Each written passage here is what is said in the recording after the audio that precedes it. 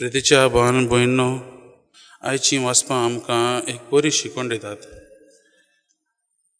आयज आमी 2 उतरांचेर नदर मारुया.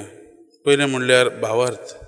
आमच्या जिवितांत आमी भावार्थान जियेलीं जाल्यार, देवाचेरूच भावार्थ दवरलो जाल्यार आमकां एके भाशेन एक बोनवोसो आमच्या जिवितांत उत्पन्न जाता. आमच्या जिवितांत सगळें बरे तरेन वचूंक लागता. एके तरेची दादोसकाय, एके तरेची खुशालकाय आमी अनुभवूंक पावतात. आनी दुसरें उतर आमी पळोवंक गेल्यार म्हणल्यार दुबाव. हो दुबाव आमच्या जिवितांत येयलो जाल्यार जायतीं आमी आमच्या जिवितांत चिंतनां येतात. आमी आमचो भावार्थ देखून वगडावंक शकतात.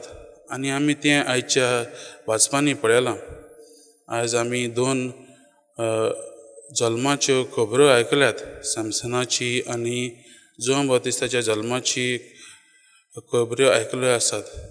आनी आमी पळयतात की जाकारियास तो भावार्थ दवरचे सुवातेर तो दुबावता आनी देवाक प्रश्न करता. हें सगळें सारकें जातलें जाल्यार म्हाका कशें गमतलें हें तो देवदूताक प्रश्न करता.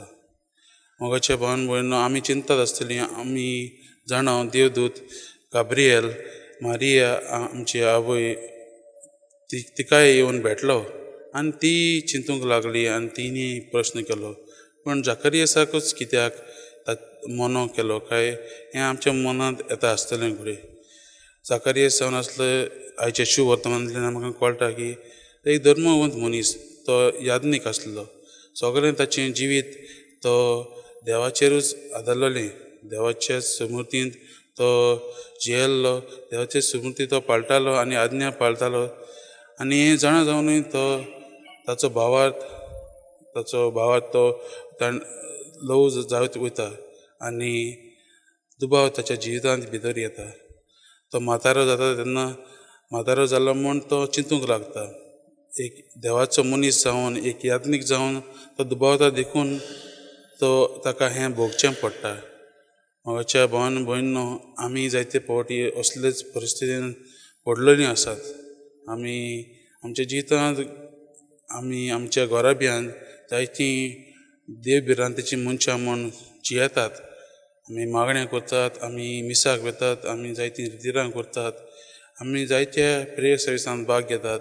पूण आमच्या जिवितांत जायते फावटी आमी भावार्थ दवरचे सुवातेर आमी दुबावान जियेलेलीं आसात.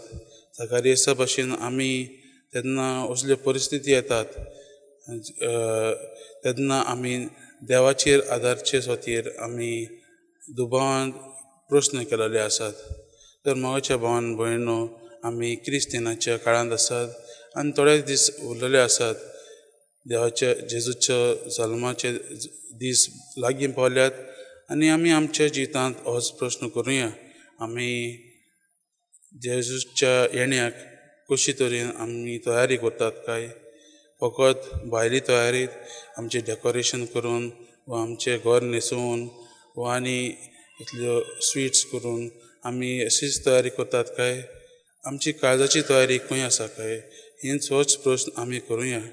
तर आयच्या दिसाक आमी मागण्यांत बसता आसतना घरा भियांत आमी हीच कृपा मागुया की आमचो भावार्थ गोड करूंक, जेजूच्या येण्याक आमी तयार जाता आसतना आमचो भावार्थ गोड करून जेजूक आमच्या काळजां भितर घेवंक आमी देवा लागीं हीच कृपा हे मिसाच्या बलिदानांत मागुया.